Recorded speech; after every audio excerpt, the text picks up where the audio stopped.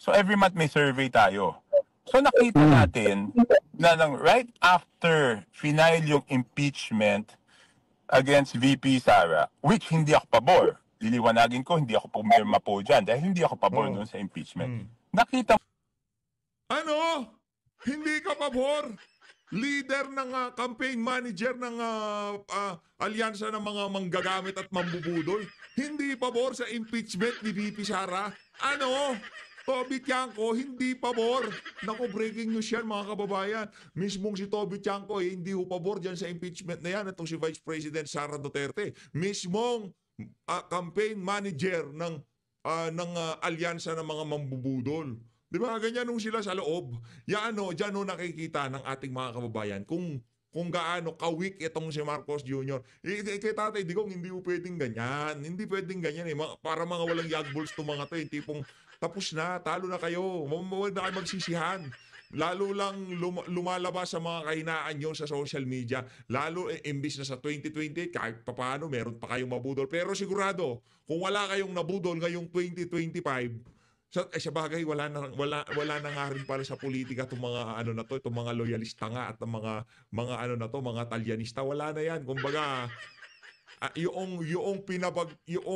sinamahan kayo ng mga Duterte at noong nanalo kayo, dinispatcha nyo yung mga Duterte pero hindi nyo pa rin madispatcha hanggang ngayong mga panahon na to. Kayo ang nadispatcha.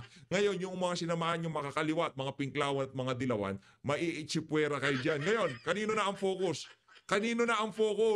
Kung sakaling ma-impeach si VP Sara, sino magbebenepisyo? Anak ng tokwa, miscalculated yan. Hindi nila natansya ng maigi kung anong magiging outcome nitong ginagawa ng mga to na mga kabangagan dyan sa House of Representatives. Sige, tanungin ko kayo ngayon mga kababayan. Kung sakaling ma-impeach itong si Vice President Sara Duterte, sino ang makikinabang? Mga talyanista? Mga loyalista o yung mga dilawan na tatayong prosecutor dyan sa impeachment na yan na sila ang magpapabida at magpapabibo. Again ulitin natin. Yung mga tatayo na prosecutor dyan sa impeachment ni VP Sara, mga kung tawagin yan yan yung mga main man, yan yung mga leading man, yan yung mga best actor dyan sa mga partido na yan, dyan sa mga dilawan, dyan sa Pinglawan, si Leila de Lima, si Chel Docno. Yan yung mga pinapatakbo nilang mga pagkasenador. Ngayon, sa administrasyon, yung mga datihang congressman, kagaya nitong si Roch Gutierrez, kagaya nitong si Jinky Luistro, wala naman huyang mga yan.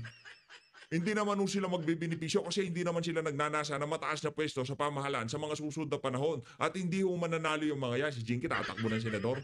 Hindi kumbaga, nakapasubo na sila dyan, yan ang binigay na task sa kanila nitong si Tambaluslos, kaya yun ang gagawin nila. Pero talaga, ang makikinabang sa lahat ng kabalbalan na to, walang iba kundi yung mga pinklawan at mga dilawan. Sa bagay, pagdating naman nga naman sa Bardagulan, kung atin titignan talaga, nung panahon ni dating Pangulong Rodrigo Duterte, dahil nasaksihan natin yan, yung mga Pinoy Ako Vlog, yung mga kahit pa paano, meron pang, kumbaga, nakikipag-argumento pa yung tipong pagka nagkakaroon na sagutan sa social media, kahit papaano talagang meron bang sapakan na nangyayari. Pero dito wala ako mga kababayan Yung mga loyalista at mga ensaymada, kahit mali na pinagtatanggol pa nila, kaya yung mga argumento nila puro sabaw-sabaw. Muna na nag-solidify yung Mindanao. Meron na silang pinaglalaban na cause ngayon. May dahilan kung bakit solid dapat ang boto nila doon sa mga kandidato nila. Okay. So nagkaroon ng solid vote. Instead na kung wala impeachment, pipiliin nila, ito gusto ko to sa kabila, gusto ko to dito. Di ba normally ganyan naman talaga yung mga tao, hindi naman sila nagboboto ng solid Hindi naman sila nagboboto ng solid ticket. Pili nila kung sino-sino gusto nila. Pero makikita natin doon na talagang nag-solidify. Nag-solidify talaga. Kaya nga kung makikita nyo, inaamin. Sa tingin ko, itong si Toby Tiangco, uling pagiging manager ko na to, di ba? Sa tingin ko, ayaw na mag-manager. Uli na yan, brad, Huwag ka na uulit. At ngayon ko lang sasabihin, siyempre, yung kampanya, hindi ko naman pwede sabihin to, na isa lang yung naging rally namin doon sa Mindanao. Because, mahihirapan kami mangumbinsi ng tao doon sa Mindanao. Kaya, kung meron ka 90 days, bakit ka yung sagot ko dyan is, nagsimula naman lahat yan nung impeachment, di ba? Dahil, October pa lang, nung nag-filing pa lang, alam na natin kung sino mga kandidato, di ba? So noon pa lang, tatakbo na kami ng surveys. October, November, December, January, February. So every month may survey tayo. So nakita natin na right after final yung impeachment against VP Sara, which hindi ako pabor. Liliwanagin ko, hindi ako pumirma po dyan dahil hindi ako pabor doon sa impeachment. Ay, umulit na pala. Umulit na. Sorry. Nawala sa focus. Umulit na, sorry naman. Dito na ho tayo mga kababayan. Ika nga, rekta ho tayo sa main event. Ika nga, dito sa naging interview. Hindi, ano muna natin itong post na to galing sa Manila Bulletin. Ano ho ba nga nakasulat dito sa post na to? Ito. Manila Bulletin. Kulang ho kasi yan eh. Teka lang, hanapin natin yung kompleto. Ako, itong si Judas Asidre, nag-iingay na siya. Ito ho, Navotas City Lone District Rep Toby Chanco has blamed the impeachment case against Vice President Sara Duterte as reason for the administration's Senate bets subpar performance in the May 12 election, particularly in Mindanao. Ano yan? Hindi lang yung impeachment ni VP. Bago impeachment ni VP, bago pa yan, hindi lang yung impeachment talaga ni VP, yung pag-kidnap ng administrasyon na to kay dating Pangulong Rodrigo Duterte. Yun talaga ang breaking point. Yung kay VP Sara, okay, nagalit yung mga taga Mindanao, nagalit yung mga Cebuano, yung mga kababayan natin sa Visayas at Mindanao. Nagalit sila dyan. Pero napuno sila noong, kumbaga, sumobra na itong administrasyon na to. Si VP dito, nai-impeach. Tatay Digong, kinidnap ng administrasyon, pinadala sa The Hague, Netherlands. Yung mga ganong klaseng panggigipit, hindi ho nakakapugi kay Marcos Jr. At ngayon naman, yung kay Harry Roque, yung ginagawa ho nilang paggipit sa kanya, hindi rin ho nakakapugi, hindi rin nakakabango yun. Ano yan, kumbaga, band-aid solution yan sa mga isyong kinaharap ng ating bansa. Kumbaga, diversionary tactics. Pero wala hong magiging epekto yan sa approval o trust rating nitong si Marcos Jr.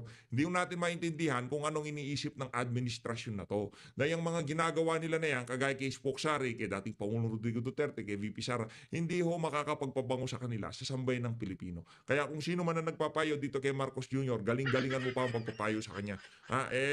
Ganyan ho talaga ang buhay, ika nga. Nung pagpasok ng dalawang itong alliance, itong unit team na to, akala natin talagang yun na yun di ba? Excited na sambayan ng Pilipino, ang madlang Pilipino, bigla-bigla magkakaganito lang ho pala. Eto, pakinggan natin itong interview dito sa dito sa DCBB ha. Pakinggan natin to. Okay? Good morning. Yes, good morning. Good morning, Kathy. Okay, sagutin mo na at ano nangyari sa Mindanao bilang campaign manager po ng mga kandidato ng alyansa. Parang nasisisi ho yata yung mga campaign manager. Kayo, isa na. Kong, anong nangyari sa Mindanao na 0 vote sa ilang, lalo na sa BARMM? Okay, unang-una, alam naman natin kung ano yung nangyari doon sa Mindanao, no? This all started noong nag-file ng impeachment, no? Alam nyo, bago pa lang simula ang surveys, ang eleksyon, nagpapa-survey na kami, di ba? From November, December, nagpapa-survey na kami. So natatrack talaga namin yung Mindanao. And as soon as na-file yung impeachment, which I will make it clear, hindi ako pabor, hindi ako pumirma, sa tingin ko hindi dapat tinuloy, pinakita ko na sa amin lahat na nagsosolidify yung Mindanao. Okay? Ibig sabihin, talagang ang boto nila doon, kung dati nakakakuha yung mga kandidato namin ng boto doon kasi ang basihan nila sa pagpili ng kandidato ay kung sino yung kursunada nila, naiba yung pagpili nila ng kandidato doon. Ang pagpili nila ng kandidato doon ay kung sino po yung hindi boboto sa impeachment. So nag-solidify yung Mindanao. Noon pa lang nakita na. So yun, talagang yun, self-inflicted yun hindi dapat nangyari yun diba? Okay. Pwede mo hindi i-file yung impeachment. Bakit ba pinilit-pilit yung impeachment na sinabi ko naman sa kanila, wala naman mangyayari dyan dahil June 2 pa yan tatalakayin ng Senate. So ganun nga yung nangyari, di ba? Pero pinili nila yung impeachment. So bakit nila isisisi sa akin yung isang bagay na sila naman ang gumawa? Alam ko naman kung sinong naninisi nito sa akin. Di yung mga gumawa ng impeachment. Nako, sino bang gumawa ng impeachment? Sino bang naninisi dito kay ano? Yung bang nagmamakaawa? Yung nagmamakaawang si Tambaluslos na talagang please lang, vote straight, alyansa. Kailangan natin sila. Natalo yung mga taga-alyansa. Ngayon sinisisi itong si Toby Chanco. Tandaan nyo mga kababayan, ano lang ba ang kayang gawin? Kahit gaano nyo papakagaling ang campaign manager nyo. Kahit bigay nyo na pinaka-the best na campaign manager nyo, kung yung mga amo nyo, ika nga ang administrasyon, puro sabaw-sabaw ang mga pinaggagawa, kahit ibigay nyo pa yung pinakamahusay na campaign manager, hindi yung makakapagtrabaho ng maayos yan. Mantakin nyo, panahon ng kampanya, biglang guguloy ng mga congressman, i-impeach natin si BP Sara. Anong resultang hinahanap nitong mga individual na kagaya nitong si Tambaluslos diyan sa nagdaang eleksyon na yan? Sa tingin mo ba nila, diyan sa ginawa nila na yan dito kay Vice President Sara Duterte, ganun-ganun na lamang, wala nang gante yung mga taga-suporta nitong si VP. Expect ko kasi nila, siraan si VP, as akusahan ng kung ano-anong kasinungalingan, tapos, kumbaga sumugalo sila Sumugalo talaga sila. Siniraan nila mula 2023 hanggang 2024. Tinignan nila kung ano magiging timpla ng ating mga kababayan. Kaso ang malupit ho dito, yung pinakahuling approval at trust rating netong si BP Sara, yun ho talaga ang nagbigay ng mensahe sa kanila na hindi nyo panahon ito. Hindi nyo masisiraan ng ganun na lamang itong si Vice President Sara Duterte. Sana sa mga dilawan at mga pinklawan, yung approach na ginawa ng administrasyon ni Marcos Jr., kung sakaling kayo man ang titimon dyan sa House of Representatives, o kayo man ang magpapayo dito kay Marcos Jr., galing-galingan nyo ang pagbibigay ng advice sa kanya. At huwag yung tipong atake kagad dito kay VP, hindi yung gagahan na yun. Yung tipong confidential fund, wala namang naniniwala kasi yung approval at trust rating pinag-uusapan dyan Pinakamataas pa rin na opisyal ng pamahalaan na merong trust at approval rating, itong si Vice President Sara Duterte, ang merong pinakamataas. Kaya yung ginagawang approach nitong ang pangalan ito? Itong si Suarez, yung si Tambaluslos, yung kanyang mga deputy majority speaker, walang kwenta. Yan si Dilipe, tignan nyo, talo din. Diba? Para meron silang, hindi sila naman ang masisi. So doon nagsimula yan. Okay. In fact, if you will notice, alam ko naman na may problema sa Mindanao Kaya kung titignan nyo sa campaign, iniiwasan ko na lang yung tanong na kung ilang pa rally sa Mindanao. Pero isa lang ang ginawa namin rally doon because alam ko yung problema. Hindi naman ako sa problema doon sa Mindanao. We concentrated doon sa lugar na sa tingin namin makakakuha kami ng boto. Wala namang dahilan bumalik pa kami sa Mindanao. Alam naman namin hindi na kami makakakuha ng boto doon dahil ang tao doon kung sino ang no to impeachment, yun na iboboto nila. So hindi na ho nakaikot ang rally ng alyansa sa Mindanao dahil tanggap nyo na talo, ganon? Isang beses lang. Isang beses. Pero dahil nga aminado na kayo na talo kayo sa Mindanao. Kung walang ginawang ibang hakbang para ito ay mabaligtad. Hindi, ang ginawang hakbang doon is for the candidates to campaign by themselves. Kasi pag nakikita nila na 12, sinasabi nila itong 12 to, ito ay ito malamang ang bobot. Ganun ang isip nila, di ba? Ito yung 10 anti-administration, ito yung Duterte 10. Ito boboto for no, di ba? So para makasingit-singit yung mga kandidato, ang in-advise namin sa kandidato, pumunta na lang kayo doon. Huwag na tayo ang buo na pumunta doon as alyansa kasi iba yung tingin nila doon. So ganun ang strategy. So aminado kami na may problema. Ang question, sino ba ang gumawa ng problemang yun? Sino ang nagsimula ng problemang yun? Di ba, we try to address the problem, pero yung pinagsimula ng problema, hindi naman ang galing sa amin. Okay. At kung na sila ilang beses, huwag niyong gawin yan. Kung Toby, yung anak ng tokwa, binalaan na pala kayo nitong si Congressman Toby Chanco na huwag niyong i-impeach si BP. Tigilan niyo yung mga kabalbalan niyo na yan.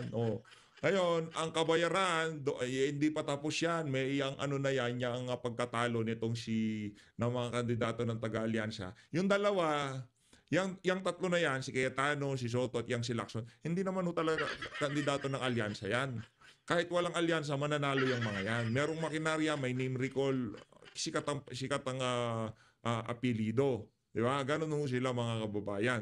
Yung kasi mga binay, ang pangit ng kredibilidad niyan sa mga ordinaryong Pilipino, mga pamilya, away-away. Di ba? Ganun ho sila. Tapos yung meron pang mga issue yung si Jejo Marbinay noong mga naunang panahon. Yun, natatak sa utak ng mga Pilipino. Pero ito kasi mga Cayetano, kahit pa paano, talagang, tsaka yung pagsasalita nitong si Senator Alan Peter Cayetano nung dinakip tong si Tatay Digong, meron din ng impact yun. Kumbaga, okay, i-consider yung ibang, yung ibang bumilib dito kay Sen Alan, na, yan, si Pia, i-consider natin yan, di ba? Ganon noon naisip ng iba nating mga kababayan. Pero ang sinasabi yung natin dito, yan ang kabayaran. Diyan sa ginawa nila kay BP Sara. Ano ho yan? Kumbaga, ito na yung maniningil na ang sambayan ng Pilipino. At yung sa nagdaang eleksyon na yan, medyo kulang pa ho ang bayad ng administrasyon na to. Malaki-laki pa ang kulang nila. Una sa lahat, kailangan munang makauwin dito ni Tatay Digong.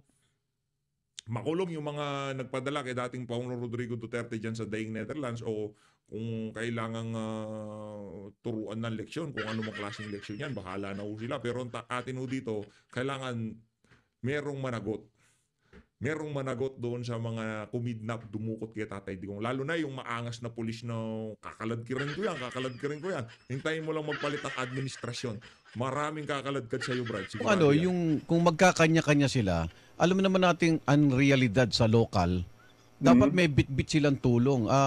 Nagkulang ba sa campaign funds na dala yung mga kandidato para kahit papano? Di ba? Yun katotohanan naman yun na sa lokal para kasama sa panliligaw, mag-iwan ka ng maitutulong mo din sa kanilang lugar. Okay. Yun, siyempre, meron kaming ginagawang pakikipag-usap sa mga governors na nakikiusap kami, di ba? Kasi, okay, pupunta ka sa lokal. Yung lokal, apektado rin eh. Di ba? Yung lokal, apektado rin sila nung mga nagsasabi na wag iboto yung mga kandidato ng alyansa. So how can they go out in the open kung pati sila malalagay yung sarili nila sa risko, di ba? Maging practical po tayo. Dahil kandidato rin sila. May kandidato rin sila, di ba? So maging practical po tayo. Hindi naman yung mga lokal tumutulong naman yan not because of yung dala mo, di ba? Merong mga pakisama yan, di ba? Sa tagal ng kapanahon na sila ay nanunungkulan dyan. May mga pakisama, pero ang problema nila, pag sila nag-out in the open, pati sila madidelikado dahil may kandidato sila. So saan ba talaga nagsimula yung problema, di ba? So ang gumagawa ng mga kwentong ito, yung mga hindi nila masagot, bakit ba nila tinuloy yung impeachment? Okay. Congressman, yung pong talagang itong si Congressman Toby Tiangco, konbinsido na ho talaga siya. Ika nga, dandil na siya. Na yung dahilan kung bakit natalo yung mga kandidato ng taga-alyansa, dahil doon sa ginawang impeachment laban dito kay VP Sara. Yun ho talaga yun. Magaling itong si Congressman Toby aresto kay dating Pangulong Duterte. Isa rin po ba ito sa mga salik kung bakit malaking hamon sa kanila yon? Kung bakit talagang nilaglag kumbaga ng Mindanao yung mga kandidato ng alyansa? Yes, admittedly, no. But the reason why I cannot comment doon sa pag-aresto, number one, hindi ko alam yung circumstansya sa likod nun. Okay? Hindi katulad ng impeachment. Ito pwedeng maiwasan eh. Yung pag-aresto, hindi ko masasagot sa inyo kung may paraan bang maiwasan yon. Kasi international. Ang assumption ko, walang paraan na maiwasan yon. Kaya talaga napilitan ang administrasyon na ipadala doon. Pero yung impeachment, alam ko po kung ano nangyari dyan. At yan, talagang hindi dapat nangyari yan. Kasi, hindi naman talaga dapat nag-impeachment. Diba? Isipin mo huling araw namin sa Congress, mag-i-impeach ka. Bakit? Bakit? Anong hinahanap mong gulo? Kung meron talaga sila, yan talaga yung mga kasama mo dyan sa House of Representatives. Dapat kasi, ito rin yung mali dito kay Toby Tiangco. Bakit ka ngayon nag-iingay? Di ba? Malay ba namin hindi ka pumirma pero isa ka doon sa mga masaya nung na-impeach si VP Sara. Hindi ko natin alam. Hindi ka pumirma. Ngayon mo na lang sinasabi na kontra ka dyan dahil natali mga kandidato nyo. Ang bottom line dito, congressman ka. O, kagaya nitong si Congressman Rodante Marcoleta, anong mga panahon na yon? Anong ginawa niya? Tinayuan niya, nagsalita siya na yung impeachment na yan, pawang kabalbalan ng administrasyon nitong si Speaker Martin Romualdez. 'Di ba? Ganun ho 'yun mga kababayan. Pero ikaw anong ginawa mo? Nanahimik ka lang. Sumabay ka lang sa agos. Marami namang hindi pumirma pero gusto rin nila. Kumbaga, alam na nilang mai-impeach kaya hinayaan na lang na mai-impeach si VP Sara. Pero kayo, kung talagang ayaw mo yung impeachment ni VP, nagsalita ka. Sinabi mo sana, yun na yung panahon para makapagpapogi ka sa bagay. Campaign manager ka ng alyansa, tapos magsasalita ka ng ganun, baka babatukan ka ba ni Tamba? So kung hindi natuloy impeachment, mas madaling manligaw sa Mindanao, Kong? Yes, definitely. Tapos sasabihin nila, tanungin mo sila, ano bang reason bakit tinuloy yung impeachment? Nag-interview naman kayo ng mga pumima sa impeachment. Ano sinasabi na? Napilitan sila, di ba? Nako. Okay. Cebu, bakit ganun sa Cebu? Napilitan pa rin. Ngayon, hindi na lang rumor yun. Hindi na lang sa atin nanggagaling na, hindi, kasi inipit yung mga congressman na yan, kasi ganito nangyari dyan. Di ba? Yung mga pondo niyan, hindi mabibigay pagka kung sakaling hindi sila pumirma dyan sa impeachment na yan. Ngayon, hindi na lang sa atin nanggagaling. Nanggagaling pa mismo doon sa campaign manager ng alyansa na talagang nagkaroon ng pilitan dyan sa impeachment na yan. Hindi ba kulang ang pasayo? Ng mga pumirma sa ibig sabihin yung impeachment ba ay talagang kailangan? Talaga bang may clamor? Wala namang clamor dun eh. Kong, sa Cebu, ano bang ginawa na dun sa impeachment? Di ba? Nagsalita na yung mga in-interview na napilitan lang po kami pumirma sa impeachment kasi po iipitin yung pondo namin eh. So, ibig sabihin, may clamor ba yun? Kusang loob ba yun? So, ginawa nila, isisisi nila sa ibang tao. Naku, nyo naman sisihin itong si Congressman Toby Tiangco. Huwag nyo sisihin. Kayo may gawa niyan eh. Nagsalita ng INC, nagsalita ng KOJC, nagsalita ng marami sa ating mga kababayan na ayaw nila impeachment. Pero tinuloy pa rin nila. Ngayong natalo yung mga kandidato nila, binabanatan nila yung campaign. Hanggang saan ba ang kayang gawin ng isang campaign manager kung puro sabaw-sabaw ang administrasyon? At saka, bakit nyo sisisihin? Hindi ko pinagtatanggol si Toby Tiangco. Bakit nyo sisisihin itong si Toby Tiangco? Punta na lang tayo dun sa approval at trust rating na itong si Marcos Jr. Magkakaalaman tayo dun. Yun kasi ang magkukwento kung gaano kalakas ang endorsing power nitong si Marcos Jr. Yun kasi magdi-decision doon. Kung yung approval at trust rating mo sabaw-sabaw, tapos magi-endorso ka ng mga kandidato ng pagkasenador, ngayon hindi nanalo, sisisihin mo yung campaign manager mo. Kung ako sa iyo, Toby Tiangco, umalis ka na dyan, pero hindi ka welcome sa PDP Kala mo kung ako mayari. Bala ka, mag-apply ka doon, pero the mere fact na alam mo na nakabalbalan yung impeachment na yan at hindi ka nagsalita, meron ka rin problema. Ayoko yan, hindi ako pumirma. Loko. Okay, Kong, tinatanong ko yung sa Cebu, anong nangyaring performance naman ng alyansa doon? Napabayaan din ba yun, Kong? Hindi, alam mo. Lang yung igan to napabayaan din. Ang konteksto, ang optics, ang dating parang ang pinapakita nila, pabaya itong si Toby. Mga kababayan, kaliwat ka nang naglalaki ang mga rally. Kung ikukumpara natin yung mga rally natin dyan sa PDP, doon sa mga rally ng taga-alyansa, nako, wala ho. Dumilang sa kuko. Nakita nyo yun? Stage sa gitna, di ba? Stage sa gitna. Ganito yung setup nila, parang presidential election. Stage sa gitna. Waiting area dito, tapos yung tech nandito sa kabila. Hindi, napansin nyo ba yun?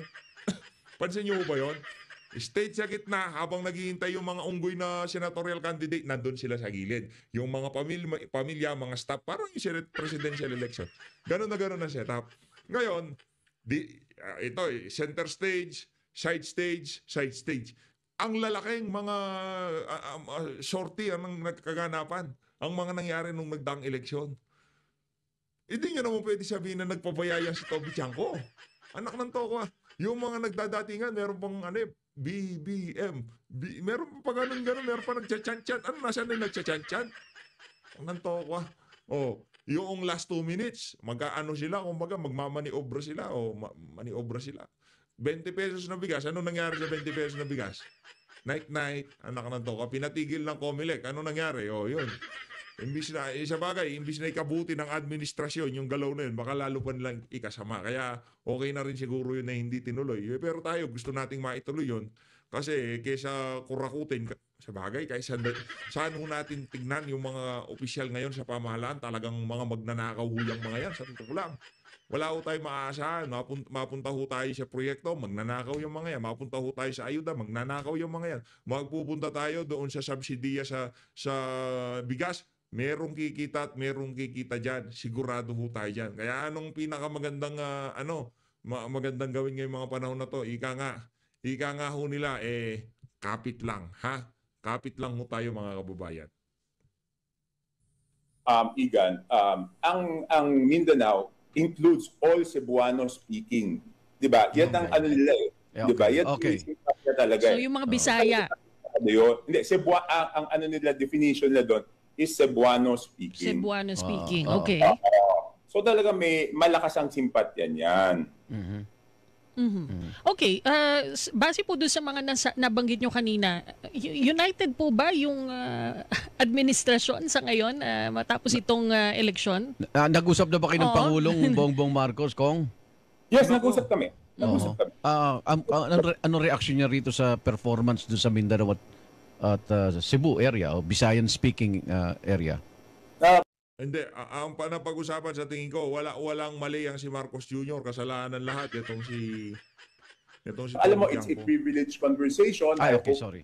You allow me not to disclose yung... Pero ibig sabihin, napaliwanag yung posisyon nyo as campaign manager, no? Hindi namin masyadong napag-usapan yung Mindanao. Because honestly, di ba? Ito, everyone can attest to this. Hindi naman tayo yung campaign manager na nagmamarunong. Sinabi ko talaga kay Presidente, Sir, yung Mindanao, hindi ko po kabisado. Hindi ko po alam ang politika dyan. Hindi ko kabisado yan. So, inamin ko yun sa kanya. Inamin ko yun sa kanya. So, talagang nag-concentrate tayo doon sa tinatawag na market votes. Yung pwede namin kumbinsihin sa pamamagitan ng rally, pamamagitan ng TV ads, at yung messaging, no? Doon po tayo talaga nag-concentrate. Pero alam talaga natin yung problema, kaya nga hindi na tayo... Kasi tignan mo, Igan, di ba? Ang kandidato may 90 days. So sa bawat araw mo, bakit ka pupunta doon sa Mindanao na mahihirapan kang kumbinsihin yung tao? Bakit hindi ka pumunta doon sa lugar na madali mong makumbinsi yung tao na bumoto? Na undecided pa. Hindi na undecided. Yung magaan ng loob. Di ba sa isang araw, doon ka ba pupunta sa isang lugar na mabigat mo kumbinsihin o doon ka ba pupunta sa lugar na magaan ang loob ng tao sa'yo? So, syempre, yun ang pinupuntahan namin. Okay. At syempre, doon yun din ang binibigay namin dato sa mga kandidato. Kasi ang bawat isang kandidato, iba-iba, di ba? 12 po sila. Hindi naman lahat sila pareho ang lugar kung saan sila may soft votes o kung saan magaan ang tao sa kanila. So binibigay yung dato sa kanila para yun ang maikutan. So as campaign manager, hindi nyo tinipid yung campaign funds ng mga kandidato ko, nga? Yun ang mga naririnig na binabato sa inyo ngayon. Okay, kasi ngayon nakikita ko na ganitong kalaki yung campaign funds, ang namin dinala. Okay, I will make it very clear. Ako po ay nag-submit ng budget. Ang liniwanag ko ulit ay ayoko humawak ng pera. So ang campaign budget nung in-approve, meron kaming kahero, at kung ano lang yung nahandon sa item, yun lang ang pwedeng i-release direkta doon sa nakasulat na entity sa budget. At hindi ko yung nagdadaan sa akin, ang approval ko lang is when to release. Okay? When to release. So wala pong nagdadaang pondo po sa akin. Alam mo, sinabi ko na sa kanya, sa mga kaibigan namin, nakasama namin dapat magkakampi tayo, bakit naman akong tinitiran? Yung election pa lang, tinitiran. Wala namang kakampi sa mga yan. Tobichan ko, mga bangag yan. Tinitiran na nila ako. Ngayon, tapos, I kept my peace, hindi ako nagpapa-interview. Kaya nga, umiwas na ako magpa-interview towards the end of the campaign kasi dyan mapupusapan. Pero ngayon, tapos tapos na eleksyon, ayan, papayag na ako magsalita. Okay. thank Kong, you. salamat nga sa pagpapaunlak sa